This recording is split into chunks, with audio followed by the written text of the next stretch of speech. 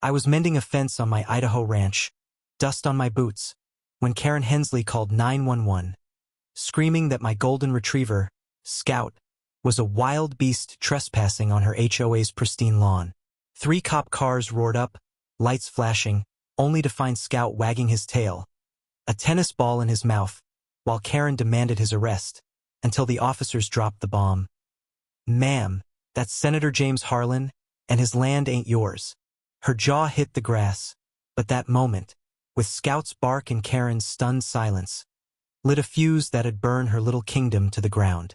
I'm James Harlan, 62, a U.S. Senator who swapped DC's Marble Halls for a 10-acre haven I call Harlan's Rest, tucked in the rolling hills outside Willow Bend, Idaho. I grew up in Boise, raised by a rancher dad who taught me to work the land and a teacher mom who showed me how to stand tall. After law school, a Navy stint, and decades in politics, this ranch, red barn, open fields and all, is my heart, where I escape the capital's noise. Scout, my 8-year-old golden, is the soul of it. A hero who once saved a kid from a rattler, always ready with a slobbery grin. My border collie, Rusty, guards the place, sharp as a tack, growling only when trouble's near. My niece, Ellie, a 22-year-old law student, helps out. Her wit as fierce as her love for the land. Across the ridge, Crestview Estate sits, a gated HOA with clipped lawns and rules tighter than a banker's tie. Karen Hensley runs it, late 50s, blonde bob, always in pastel blazers, wielding her clipboard like a crown. She knocked a month after I settled in, eyeing my barn. "Your animals don't fit our standards," she said, handing me a welcome letter demanding I join the HOA. I pointed to my deed, private land, no jurisdiction. "My ranch predates your cul-de-sacs." Her smile froze, and I knew I'd made an enemy. It started small, like a splinter you ignore until it festers. Karen sent notices, claiming my fence was unsightly, my horses too loud, my dust a nuisance. I tossed them, my land's exempt. She'd glare from her porch, scribbling notes, her yappy terrier echoing her snarl. At a town fair, she told folks my ranch hurt property values. I stayed civil, donating eggs to their market, waving at neighbors, but Karen didn't want peace. She wanted control. Scout was her obsession. He'd chase squirrels across her lawn, harmless, but she called him feral, filing complaints about barking and digs. I laughed. Scout's a teddy bear. But after I hosted a veterans fundraiser, legal and quiet, she snapped. Next day, a notice under my gate whined about unauthorized animal activity.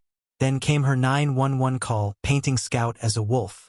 When the cops left, chuckling at her, I thought she'd back off. Nope. Hours later, a tow truck rolled up, hooking my solar pump, Karen smirking. "You've been warned, Senator." I stopped them cold, flashing my ID. "That's my property. Back off or I call the real law." She stormed away, but I knew she'd hit harder. Karen wasn't just a busybody. She was a tyrant, her HOA thrown all she had after a messy divorce. My ranch, free from her rules, mocked her power, and Scout, loved by all but her, was a living insult to her control. She didn't just want me gone. She wanted my land, eyeing it for Crestview's expansion, a cash grab masked as community progress. That night, a box appeared on my porch. No label, just HOA urgent. Inside, photos of Scout, complaints from residents half-forged, and a letter demanding his removal in 7 days or forced action. One word chilled me: extermination. Ellie, reading over my shoulder, went pale. "They're monsters." I clenched the paper, fury rising. This wasn't about a dog. It was a campaign to break me, to steal what I'd built. I leashed Scout, kissed his head, and told Ellie, "We're fighting back, but smart." As a senator, I knew leverage, contacts, laws, the press. I called Mike, the county animal control chief, a vet like me. "Jim, she's bluffing," he said. "I'll block any orders." I nodded, but Karen's next move was darker. The war turned vicious. Coop doors were left open, feathers scattered. My hen Clara missing a day, found trembling in the sagebrush. My gate's lock was cut. A note appeared, "Remove beasts or pay." At 2 a.m., I caught a shadow by the barn, gone before I could chase. Then a crate, smoldering, held a torn flag and a dead rabbit.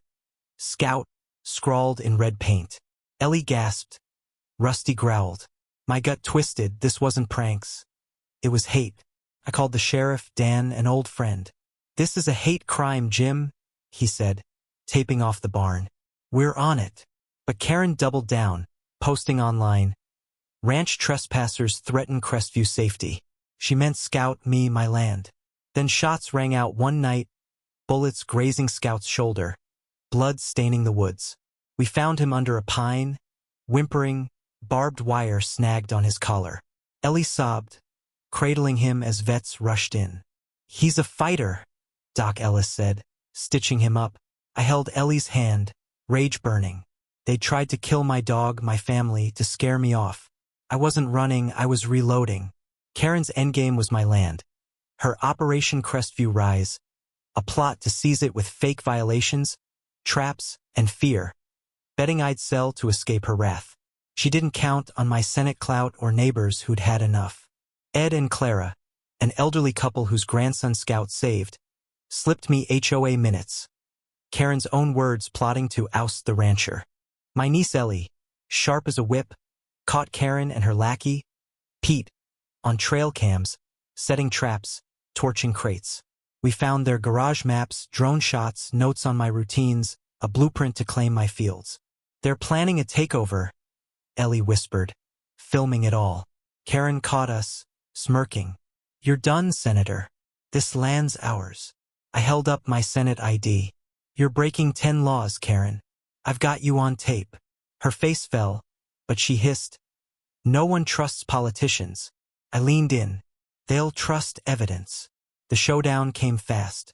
I called a press conference on my ranch, cameras rolling as I stood by the barn, Scout bandaged but wagging, Ellie at my side.